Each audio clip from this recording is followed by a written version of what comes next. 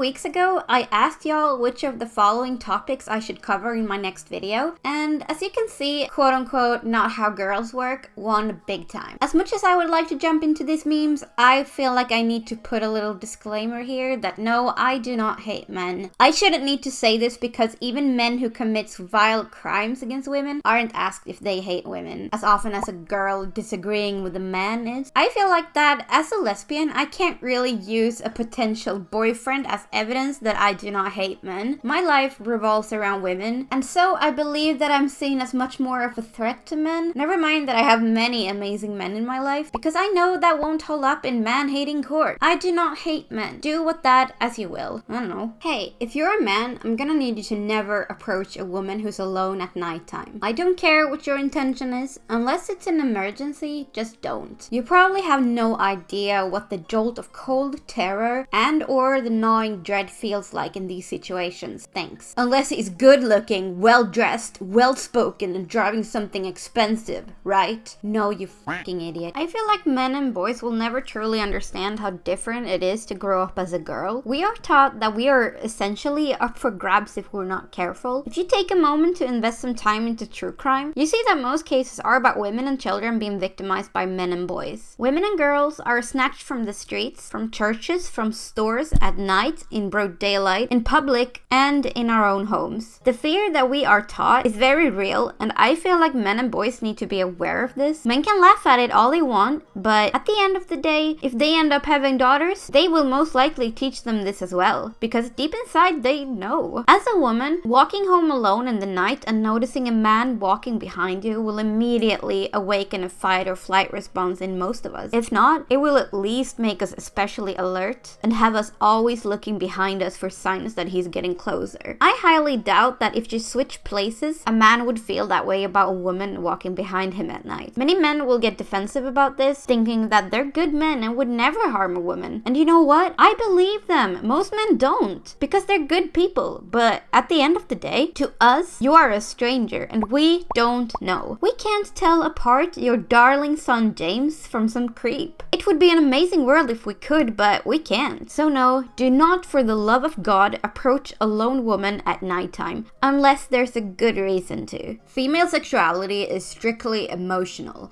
which is why lesbians technically don't exist. It's just a trend. Have you heard of lesbian bed death? After a few days, they move in together and then they never strap on again. That's what happens when neither party has a sex drive, nor is even really sexually attracted to each other. Holy shit, guys, I didn't realize that after all of this time, I, in fact, do not exist. I feel like men are so obsessed with their aubergines and see it as a big part of their hetero relationship that when they observe a relationship lacking of it, they can't for the life of them understand how that would be fulfilling in any way for women, even though they, of course, aren't women, so they really have no clue how unsatisfying penetration can be. Not to even mention that many men don't even know how to please a woman, or even believe that the clitoris exists. There are statistics that say lesbos have better bedroom activities, but these kind of men won't let that statistic stop them because they cannot read. On another note, why would emotional sexuality be a problem? Passionate bedroom activities is far from boring. In fact, I highly recommend it. Doing the do with someone who isn't emotionally into it sounds like a perfect way to a boring sex life. But since I don't exist, I really shouldn't be opinionated about this, right? If my baby girl is breastfed, will her odds of being a lesbian increase? How do I make it stop? My wife and I just had a girl. Our first was a boy. He's now 3 years old and he was breastfed. I had no problem with the breastfeeding. Now with the baby girl, I figured she would be breastfed too. I had no problems with it until I saw her being breastfed. It's been about 2 weeks and I can't get rid of this feeling that she's going to turn out to be lesbian. She really attacks my wife's boobs more so than my boy when he was a baby. It just doesn't seem right and I can't help but wonder if this is how lesbians are made. I fear she will be a lesbian if she isn't bottle fed. Does anyone have any advice or experience here? Is this an act of lesbianism? Should I stay pissed at my wife for what she's doing to my child? The arguing is getting intense. I hate the idea of someone's boob,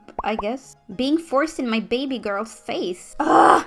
I feel like I am owed financial compensation after reading that. It's so sad how many men are so utterly damaged from corn that they forget that women's breast purpose is to feed babies. Literally. Really. It takes a certain level of corn addiction to see your wife breastfeeding your baby daughter and immediately think of it as a sexual situation. It also takes a certain level of delulu to even consider that anyone would agree with you on this. This shit will be added to my list of why I'm happy that I am not straight. Probably the number one reason modern women are so unhappy is because they aren't having enough babies. Contraception is linked to depression in women. Sperm boosts their mood. Really makes you think.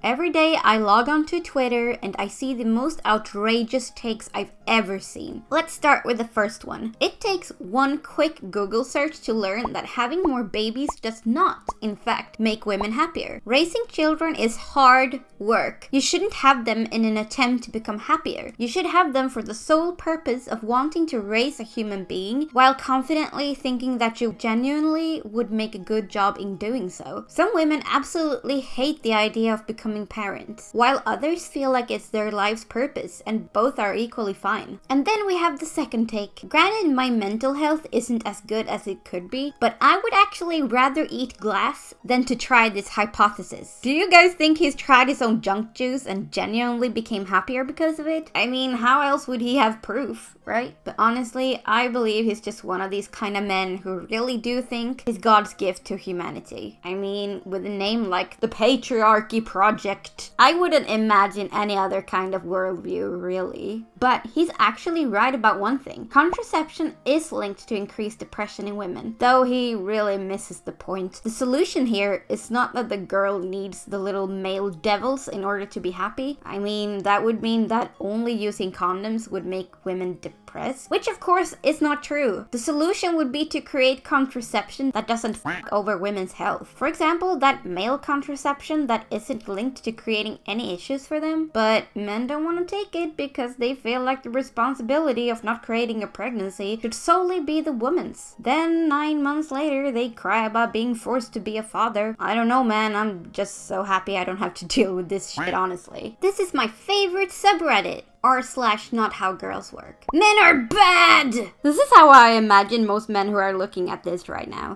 It's okay to be wrong. If it makes you feel any better, I once googled, do men have collarbones? When I was a high school student. It's hard to know all there is to know about the opposite sex. It's okay. It's okay to learn. Women are like bacon. We look good, smell good, taste good, and we will slowly kill you. It's ironic considering how the overall world statistics say women and girls are crimed by men and boys on a chaotically alarming level. Femicide, for example, where girls are victimized for the sole crime of being female. But you know, these whiny types of men tend to equate having a wife telling you one extra time to please empty the dishwasher even though you literally just sat down 2 hours ago with genocide. Men will be men, I guess. And we're supposed to be the most emotional sex? Really? Thank you so much for watching. I hope you enjoyed this kind of more serious toned video. I suspect that there could be some heated vibes in the comment section, but either way, I really enjoy reading your thoughts and opinions. Maybe you don't really have anything to say about the topic, which is fine too. Maybe you could tell me about your day instead, or maybe about which dog breed is your favorite. I hope I'll see you in my next video either way.